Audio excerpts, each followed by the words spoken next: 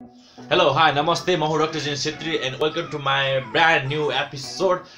त्यसपछि आज चाहिँ तपाईहरुको होलीको दिन रहेको छ र होलीको दिनमा चाहिँ तपाईहरुले कसरी आफ्नो होली मनाइराख्नु भएको छ र मेरो होली त मेरो व्यस्तताको कामले गर्दा बिजी नै भयो हैन, त्यस्तो होली मनाउन पाइरहेको छैन। त्यही पनि होलीको यो बावजुद पनि मैले एउटा सानो रचना लिएर आएको छु, यो सुनिदिनु होला हैन। म ढिला नगरिकन म सुरु गर्छु है। रङको यस पर्वमा रङको होस् भरमार, धेरै खुसी भरियोस् तिम्रो संसार, प्रार्थना यही छ मेरो हरे एक बार, होलीको शुभकामना छ तिमीलाई शुभकामना मेरो यार। यो त्यसपछि राम्रो भएको छ कि नराम्रो भएको छ कमेन्ट गर्नु होला।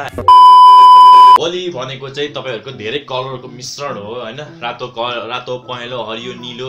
जसरी हाम्रो लाइफमा उकाली ओराली चढ्दै हैन, त्यसपछि दुःख सुख हुँदै जान्छ नि, त्यसरी नै हाम्रो लाइफमा यो कलरले पनि धेरै महत्त्वपूर्ण खेलेको हुन्छ र यसले हामीलाई के पाठ सिकाउन सक्छ भने जसरी हामीसँग धेरै कलर छ, जस्तै हरियो नीलो पहेँलो, यस्तै कलरहरु मिश्रण गरेर नै हाम्रो लाइफलाई जस्तै दुःख सुख सबै कुरा कहिले रमाइलो कहिले घमाइलो हैन, यस्तै गरी सबै नराम्रो राम्रो कुरा मिलेर नै हामी चाहिँ अगाडि बढ्न सक्छौं भन्ने यसको हामीलाई एउटा राम्रो पाठ सिकाएको छ होलीले।